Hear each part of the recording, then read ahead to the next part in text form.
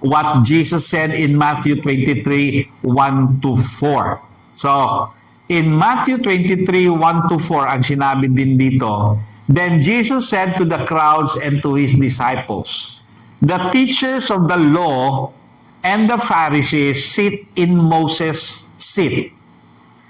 So you must be careful to do everything they tell you, but do not do what they do, for they do not practice what they preach.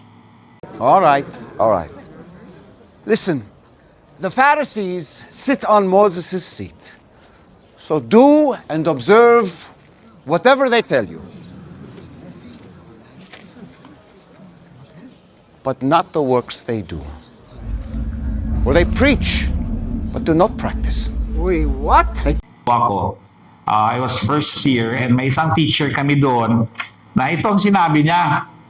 Nasabi niya is, mga bata pa kayo, you are still studying and everything, and ito, sabi niya, pag nag-aaral kayo, walang walang bisyo.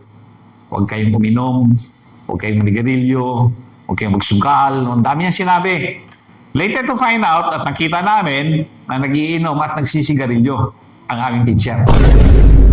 And so, pumasok sa aming isipan na not a good example. Parang ganon. He tells us not to do this, but siya ang gumagawa nito. Pero alam niyo po, nandiyan na pala ito sa Bible nung una pa. Pero baliktad ang sinabi ng ating Panginoong Yesus. Sabi niya, you must be careful. He was referring to the Pharisee and the teacher of the law who were teaching them the law, who were teaching them how to live ang life. At ito ang sabi niya, you must be careful to do everything they tell you. Bakit? Saan ba nanggagaling yung tinuturo nila? Nanggagaling po sa Biblia. Nanggagaling po sa salita ng ating Panginoon. But, ito ang sabi niya, do not do what they do, for they do not practice what they preach. Nang nag-college na po kami, nagpunta na po ako ng seminary, ito rin po ang tinuro ng aming teacher doon. Sabi niya, there are a lot of things dito sa mundo. And some of those things you will not agree with. Even though magaling pa yung teacher or whatever, there are things na hindi ka talaga mag-a-agree. Pero itong sinabi niya, do not throw the baby together with the bathwater. And we were loading. Ano bang ibig sabihin ng teacher na do not throw the baby together with the bath water. So, in-explain niya. Sabi niya, pag nagpaligo ka ng bata, natural marumi na yung tubig.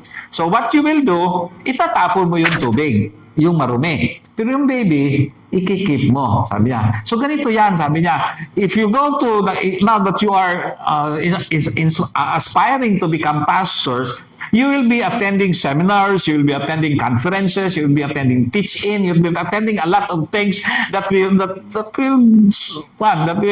give you wisdom, that will give you knowledge. But listen, not everything is good. Not everything. So what you will do is throw away the things na hindi good. Take the things na pwede mong gamitin. Kumbaga, kung pinakain ka ng fried chicken, kainin mo ang buto. Ay, hindi, ano? O kung binigyan ka ng durian, kainin mo yung balat. Hindi rin, di ba? Kakainin mo yung laman. Kainin yung makakabigay ng pleasure sa'yo, may makakabigay ng saya sa'yo, yun ang kainin mo. Especially kung ikaw isang mahilig kang kumain ng durian, di kainin mo yung pulp. Huwag mong kainin yung buto. Huwag mong kainin yung balat. Okay?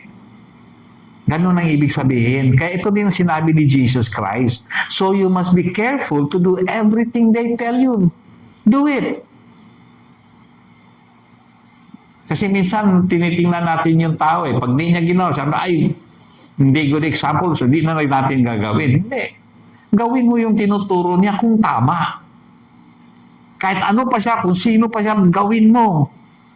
Kung nakikita mong tama at sang-ayon sa salita ng ating Panginoon.